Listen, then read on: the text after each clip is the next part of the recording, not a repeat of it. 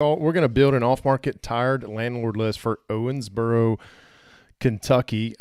Spoiler alert, there's over 1,200 tired landlords that fit our criteria. And this is for married busy parents who have 0 to 3 rentals and has a target or a goal to acquire 1 to 4 off-market properties per year. And it's a very easy method. We're not talking about hiring a VA team. We're not talking about cold calling yourself. We're just going to identify who they are, and then we're going to contact and follow up. I'm going to get into that here in just a second, but let's just brag on Owensboro, Kentucky here for just a minute. This is the picture that I found when I was doing some research here. This is this is on the Ohio River, right across the river. I guess this over here on this side is Indiana. Just a beautiful river walk. I mean, this playground, my kids would be all over it. This is just awesome. Looks like there's an event center here. I don't know. This is incredible. They've made very good use out of the space, and I can see why days on market is still relatively low. If this has any, which I believe it does, representation of what Owensboro, Kentucky can provide. So let's get into the market brief real quick. So here's why we like it from a BRRRR standpoint. Very small population. If you've watched any of these that I've done, you realize we focus on smaller markets because there's less competition there. And so Owensboro population 60,183 according to, I think that's a typo. I think it's the 2010 census.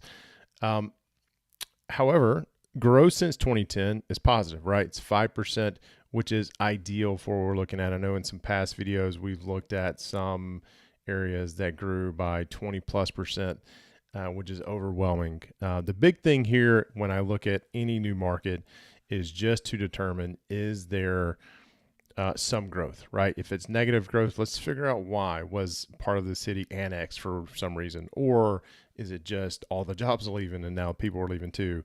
I tend to stay away from those types of areas. The other thing I really like about Owensboro, Kentucky, is their days on market is still pretty strong.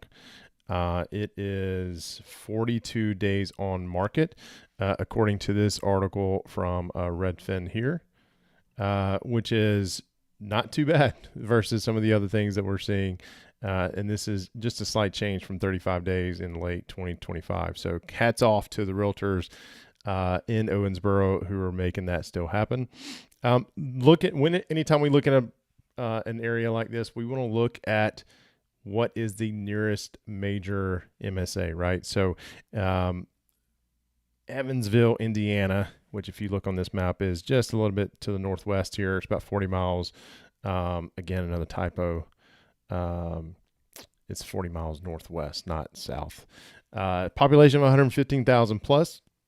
A couple major interstates coming through here, 65, 165, all good for traffic. All good for traffic. I don't know why I just said that. Anyway, medium home value, 211,000, right in the middle of where we want to see for properties to flip or for rentals. Medium gross rent, a couple different resources I checked were around $1,350 a month for 3-2 single family residents. If you're in Owensboro, I would love for you to correct me if I'm wrong or tell me that I'm right. Either way, on the average rent that you're seeing or you're able to pull for 3-2s in that area. Here's why we like it from a BRRRR fit. Still some affordable older housing. I love older houses, mainly because a lot of people stay away from them. But there's some real value in there. It's a steady rental market, plenty of long-time owners. Make this a strong tired landlord list building market. As you saw, it's not a 60,000 residents, 12,000 tired or not 12,000, 1,200 plus tired landlords just in this market alone. So, excuse me, let's dive into what I'm talking about for tired landlords. So I did cheat a little bit. I'm going to clear this out. This is PropStream. If you're not familiar with PropStream, this is how we build our list. And I just erased the zip code that I was looking for. Oh, here it is. 42303 there in Kentucky. Now, Owensboro may span for more than one zip code. We're going to look at just 42303 for the sake of this live that we're doing today. And by the way, I'm going to show you a couple of different tools all of which could be found or can be found in, there should be a comment somewhere around wherever you're watching this that's going to show you all the tools that we're using so you can use them too. Most of them offer a free trial, or like in this case, PropStream offers, I think it's 25,000 free leads if you register using our link. So anyway, here's how I build our off-market list. And we do this knowing that you're a married, busy parent. You don't need more hustle. You just need more time. When you can't produce more time, you start outsourcing the things that you really hate. Most people hate creating lead generation through off-market campaigns. That's where we can come in to help you. But for those very strong-willed folks, you want to do it yourself, you can easily follow what I'm about to show you and create your own campaign, right? So starting with PropStream, we enter the zip code that we're targeting, and then we're going to go to filters, and I'm going to expand my screen a little bit just so I've got the resolution set to where not everything shows up like I want it to. Let me see how this is following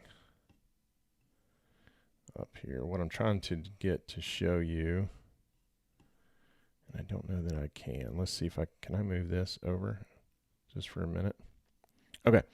What I'm trying to show you is this button right here. This is where PropStream makes it real easy, is this tired landlord button. Let me back up, getting a little ahead of myself. So inside this zip code 42303, there are 18,483 properties. Now, that is everything from raw land to commercial retail space, right? And everything in between. We want to narrow this list down to single family or 1 to 4 unit properties that are owned by tired landlords. Tired landlords, just by definition, is somebody who's on the property for at least 15 years and is not owner occupying the property, right? It's therefore we know it as a rental. So PropStream makes this real easy for us. We're going to choose tired landlords. They got a real easy button. And then we're going to start filter stacking here. We're going to make sure we're looking at residential, specifically single family, multifamily 2 to 4. And as I'm choosing these filters, you're going to see this button or this number change, right? And this is how many records are still available with the criteria that we've used. We always exclude HOAs. We always exclude properties with a pool. Just from a rental standpoint, just staying out of HOA's way. And then also with pools, there's usually some maintenance and liability that most people don't want to deal with unless you have a short-term rental in, let's say, Florida, right? We're talking about long-term today. MLS, we're going to choose off-market. And then the last thing that we're going to choose, notice I skipped over owner-occupy. We don't have to choose that because when we choose the tired landlord button, it automatically filters that in. We can choose it here if we want. This number should not change, right? And then owner type, individual. Reason being, we like mom and pops. Mom and pops are a lot easier to get in front of versus corporations or a trust or a mix of both. And so we want to know who the individuals are. So as I said at the top of the video, there are over 1,200 properties in PropStream that hit that criteria. So, and here they are, right? We're just going to browse through and look at a couple of them. One thing I don't add initially is the value of these properties. Now, most folks, when they're going after, and this depends on your area, right? So most folks that we work with, they are focused on rental properties that range in the value of somewhere between 100 to 300,000 per door, right? So if we wanted to add that to our criteria, this is where we would do that. For the sake of this, we're just going to leave it as is because it looks like, and especially with that median home value at 211, I kind of knew this would be, where most of those properties would fall. So, and continue on. Sorry about the cough. Continue on to building our off-market campaign. We're going to take actions. We're going to save these, and we're just going to create a new list. We're going to Owensboro live, because that's what we're doing right now, right? Owensboro live. Going to take a minute to save it. And then I'm going to shrink my screen down a little bit because I don't think we need to. I want you to be able to see everything. Yeah, hopefully y'all can see that. And if you're here in the chat with us, leave me a comment. Let me know what's going on. If there's any questions I can answer for you, that would be awesome. So let's see. Let's see here.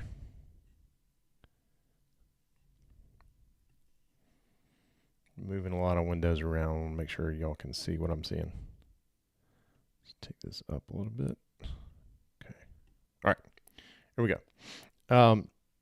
So now that we have saved our list, we're going to go over to my properties, and we're going to scroll down until we find Owensboro. And the reason we're doing this, we're going to clean this list up just a little bit before we export it.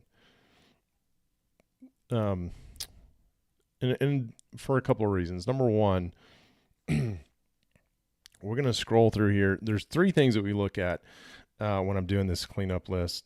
Number one, making sure there's an address. I should have left the last view, but I'll get to that in here in a minute, where it said no address.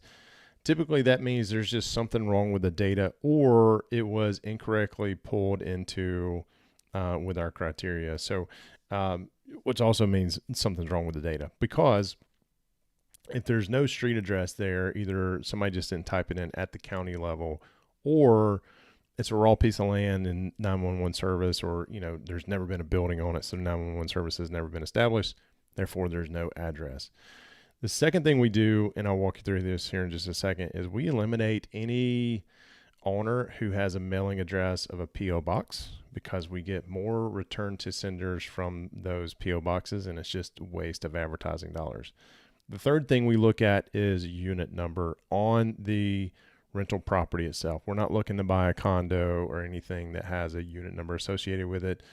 It's just not something that we're looking at. So while it might be a single family, if there's a unit number, it usually means it's attached to some other building, right? There's some shared space there, and we particularly stay away from that, right?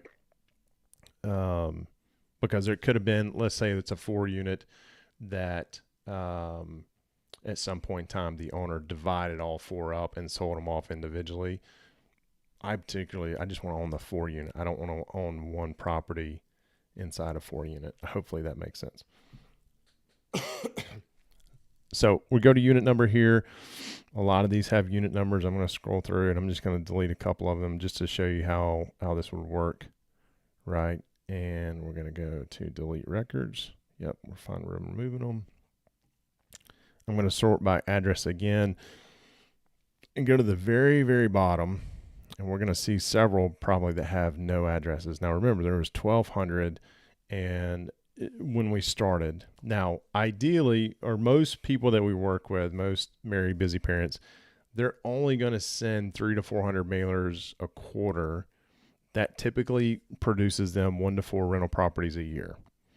And so we're not looking at mailing 1,200 pieces of mail today, right? So here are addresses or properties that don't have a number associated with them. They look excuse me, you can identify them one of two ways. A, there's no number at the beginning, right? Or they have this no street address, right? So we would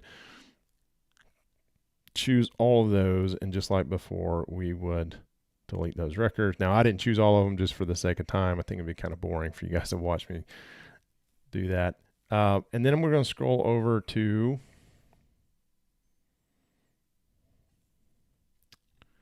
looking at the owner's information. Hopefully y'all can see that. Let me see if I gotta, yeah, I'm gonna have to, I don't know what's wrong with the resolution today. I did something, I'm sure of it. But here we get into the mailer care of name, and we're looking at mailer address, because this is where we're going to send those mailers to, right? And we're going to sort by to find the P.O. boxes. And same thing, we're going to select all the ones that have P.O. boxes. We're going to delete those. We don't necessarily care to export them. a common question here is, Jay, can't you just clean that up once you export it to Excel? Yes, we can do that. So that would be the next step, right? Once we get the list the way we want it here, we would go and we would export it into Excel, or, we can import it into Google Sheets or whatnot. And it's going to look something, well, I was going to open it up, but I don't have that ready to share with y'all. So, we're going to export it and we can clean it up that way.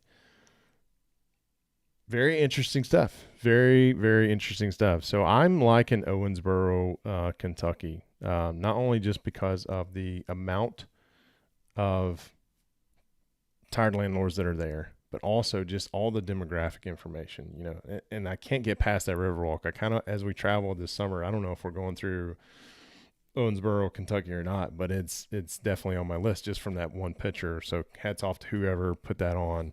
And thank you for letting me borrow it. That's awesome. All right. So we've got those properties. Now, what do?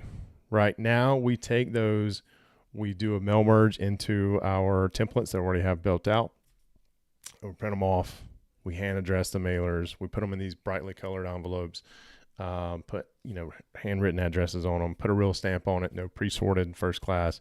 We don't want our mailers, or you don't want your mailers to look like a piece of junk mail, because believe me when I tell you, these tired landlords, they've owned it for 15 years. They've seen every postcard. They've seen every piece of junk mail that comes across that's looking to get a quick sale, right? And this is where we're a little different, is we want our presentation.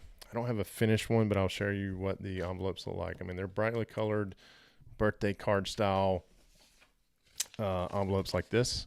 They're in every color in the rainbow plus some. And then because you want it to look presentable, you want them to initially open it, right? You don't want it to go from their mailbox to the trash can.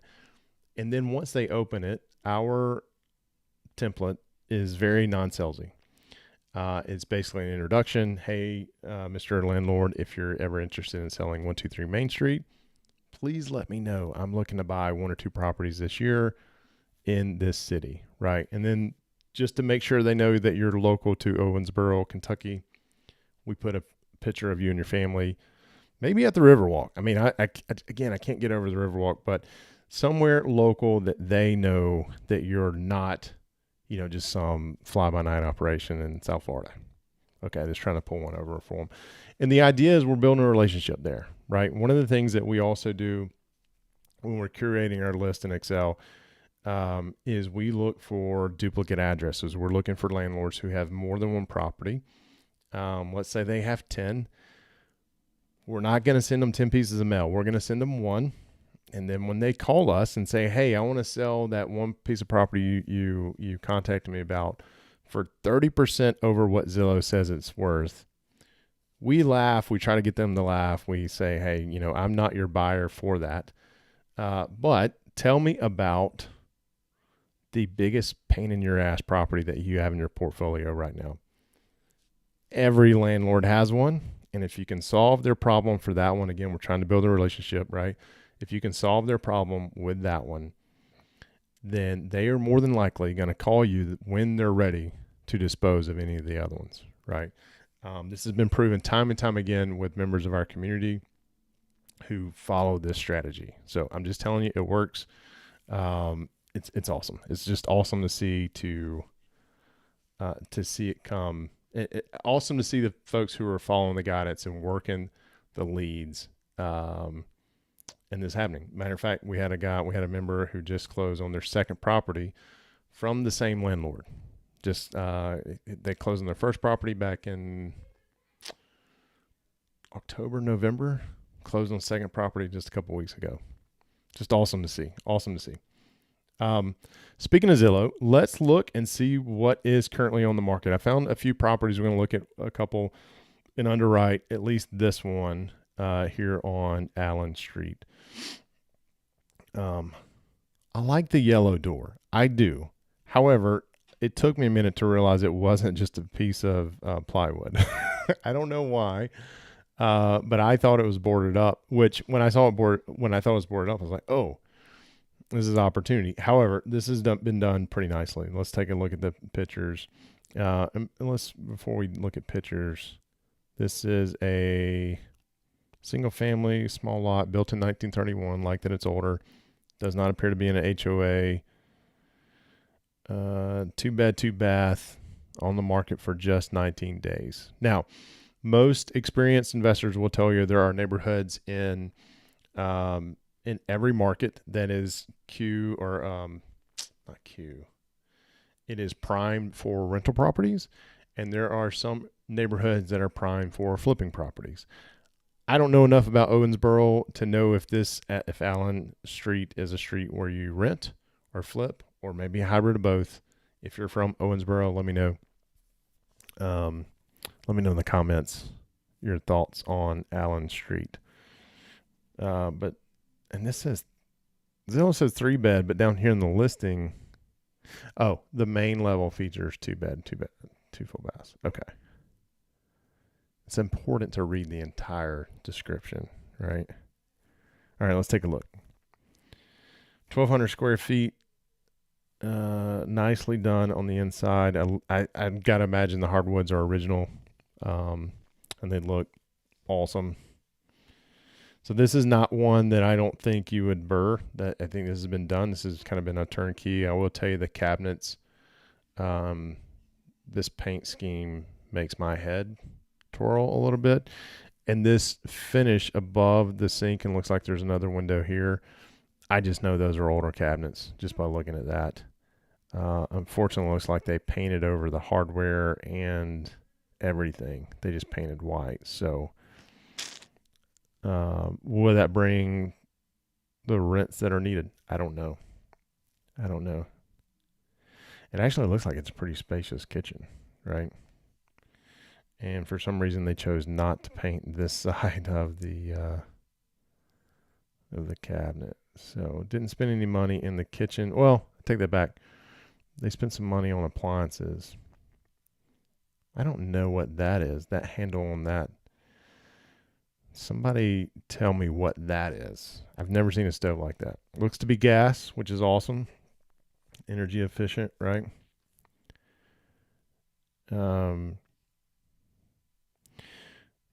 That's an interesting. Where'd it go? Interesting step down here. Looks like maybe that door just goes outside. Some hooks to.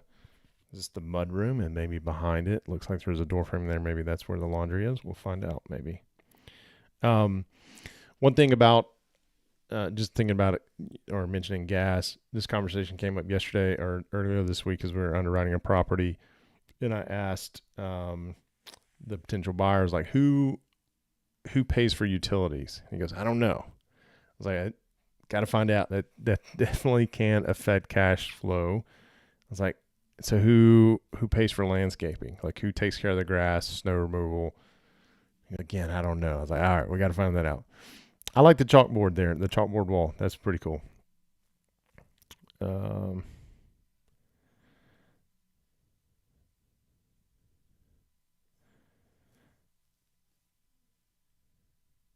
This looks a little older tile.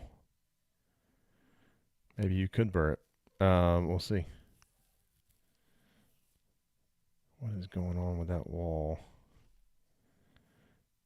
Maybe they were swatching paint colors to see what worked best, and they didn't update the pictures, or they didn't update the room. I'm going to say they didn't update the pictures.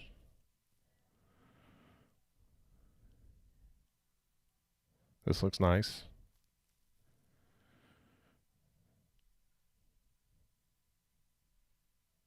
Is that a basement area? Is that cork or plywood? Little drop down ceiling. This looks like it's maybe in the basement. I bet this is what they're counting as the third bath. Laundry is downstairs. I wonder if that door, when you walk into the kitchen, or you would step up in the kitchen, if the steps go down into that one. Furnace looks relatively new. Want to check it out. Want to make sure, right? This looks like a wash area for an insane asylum. I don't know what would that have been used for. Interesting tile work there. That's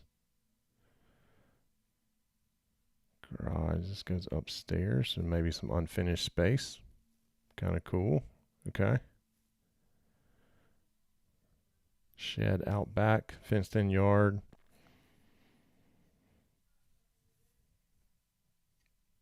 All right. Let's do this. Let's underwrite this. I use Deal Check.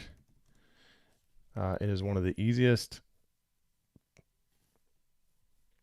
calculators that I have found. And I'll show you why here in just a minute. I enter 1329 Allen. It immediately brings up Owensboro, Kentucky. Do a search. We're not going to save that address. And it starts pulling in all the data, right? And it doesn't matter if it's a listed property or if it's off market. It's going to pull in as much information as it can. Now, if it's on the MLS, it's going to pull in the most recent pictures like you see here. If it's truly a tired landlord property, we'll find one on that prop stream address here in a minute, and we'll look it up, our prop stream list. I'll show you the difference. All right. Year built, 1931. We established that. Deal Check Zestimate has 183, which is close to what the listing offer is.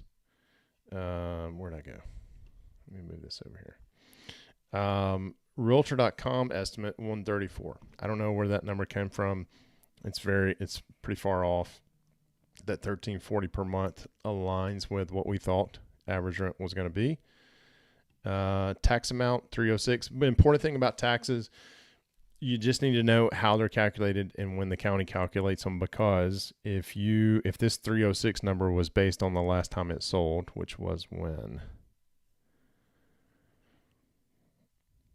In 2013.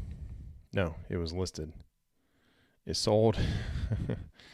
The last time it sold was in 2005, right?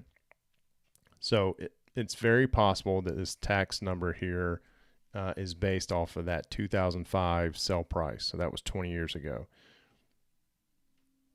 Need to find out if you were to buy it for, whatever the price is today. It's obviously more than $78,000. What does that do to your taxes?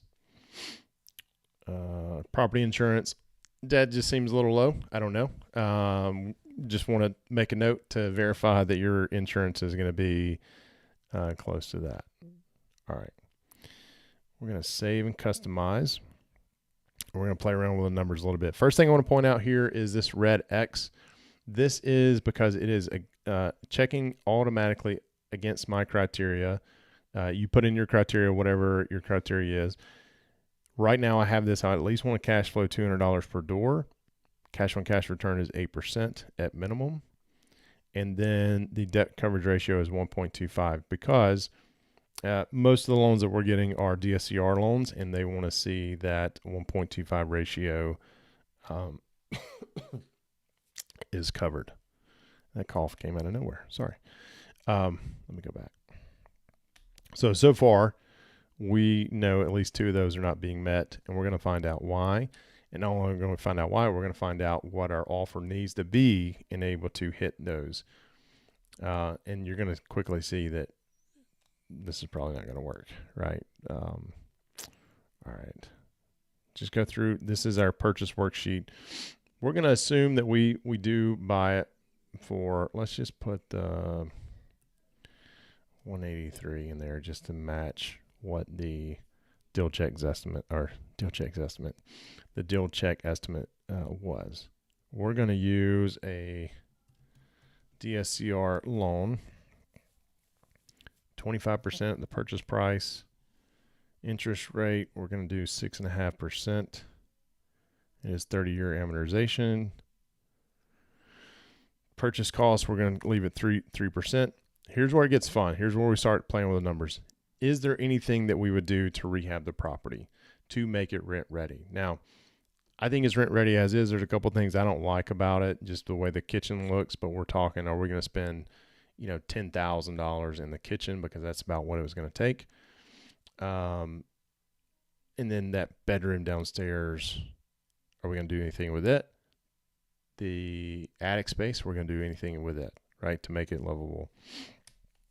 I tend to look at, I will be willing to spend money if it increases the rental income. Okay. Now, even though I'm going to say we're not planning to do anything to it, I always put in $1,000 because there's always something that comes up, right? There's always something that comes up.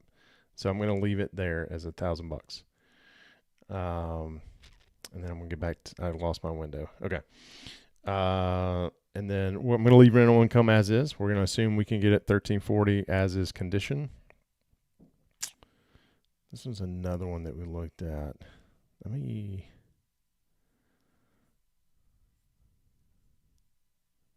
grab this and throw this into Rentcast. Now, Rentcast is the sister company of DealCheck. So a lot of it should show 1340 as well because it's pulling that data from there.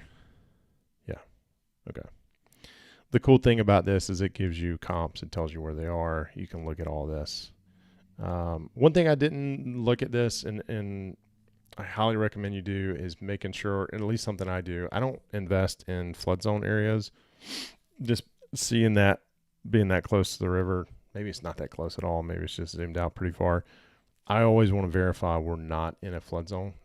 Obviously, that's going to affect insurance, but I just don't want to deal with the headache, right? So I stay out of that. 1340 for gross rent, vacancy rate.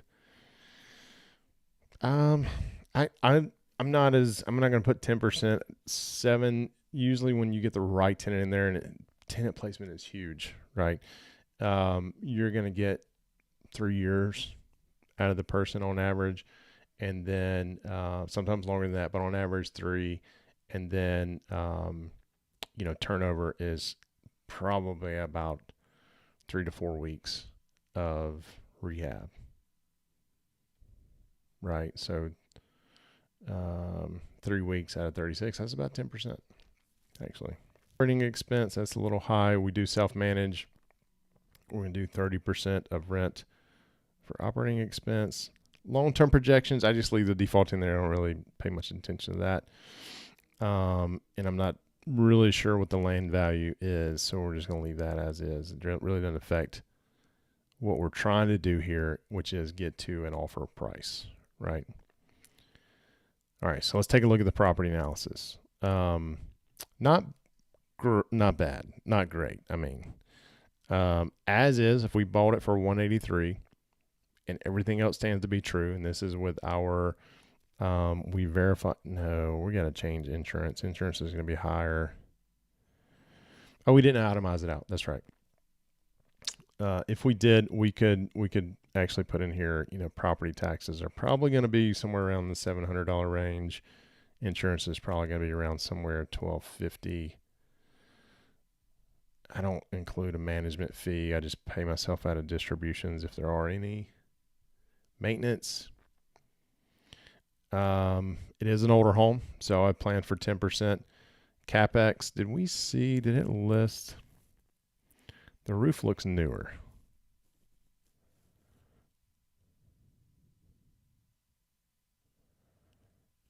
Doesn't say, or at least I don't see it. But the roof looks newer. That's a big ticket item. The furnace looked newer. Again, we want to check just to make sure. Appliances look fairly new.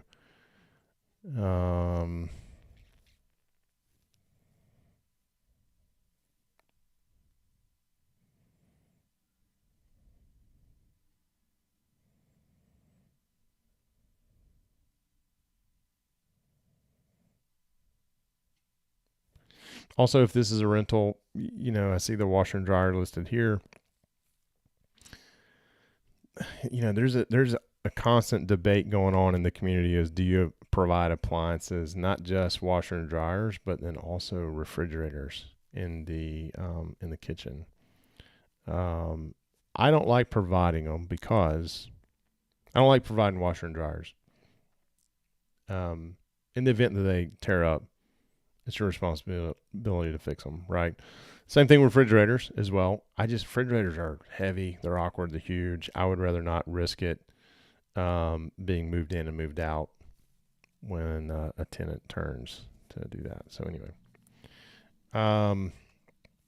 I'm going to lower this to 2% because it looks like everything's okay. We're also going to assume that there is no HOA. The tenant's paying for utilities. The tenant's also paying for landscaping, right? So with all those, we come out to 324. It's 1340. Was that, is that 30%? Do I have that right?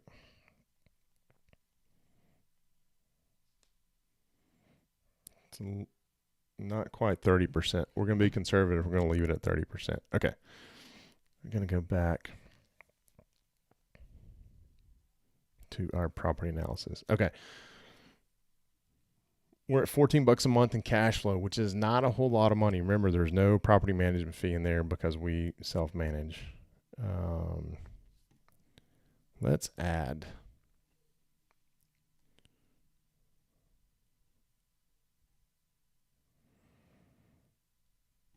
Because we used Hemlane to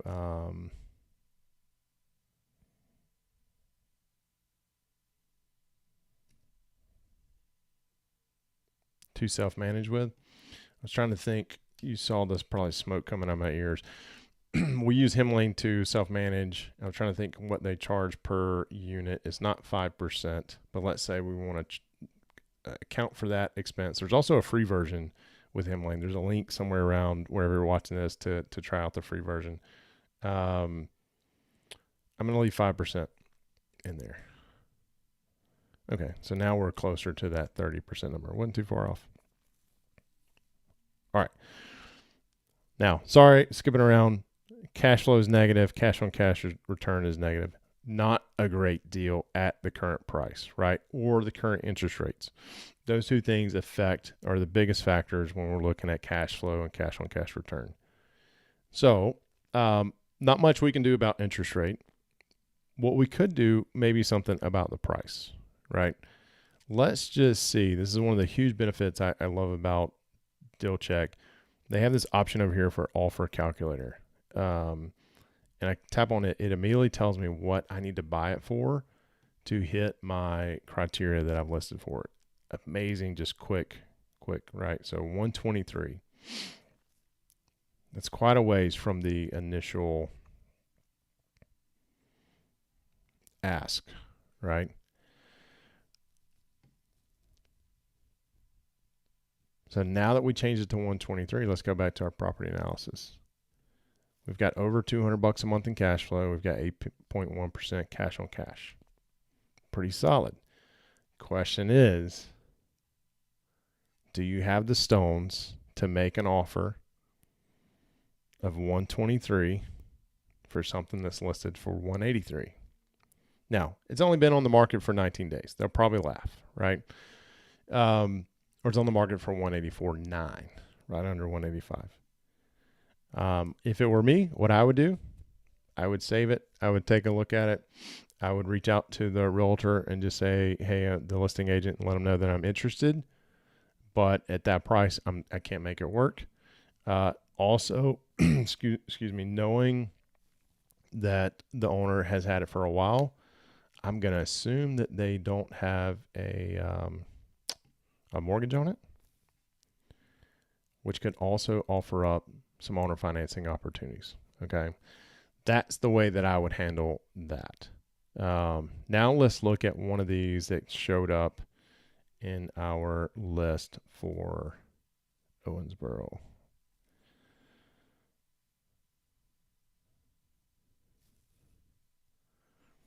All right.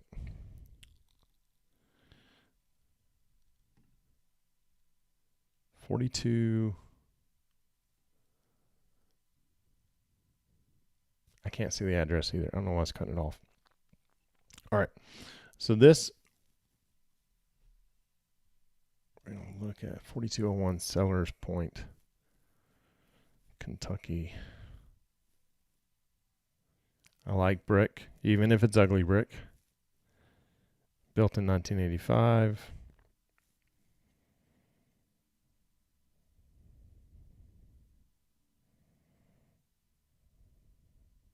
Been owned for a while. Sold in 2012 for $86,900. Love it. This is awesome.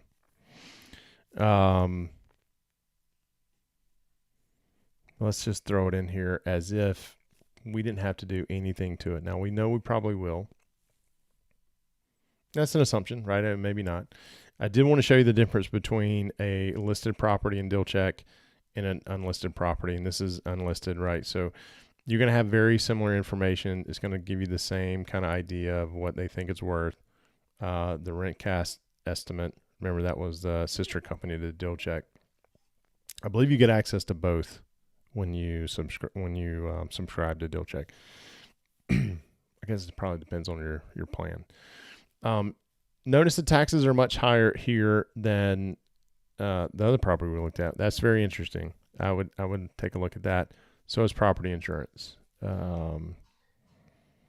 Last sold $86,000 in 2015. And here are some properties now, or pictures of the property. Who knows how updated these are? These could be from the listing when it was back in 2015. Okay. Was there any? Yeah. Let's just take a look here. Quick gander. We know what we're looking for. Kitchen looks like it has been somewhat updated.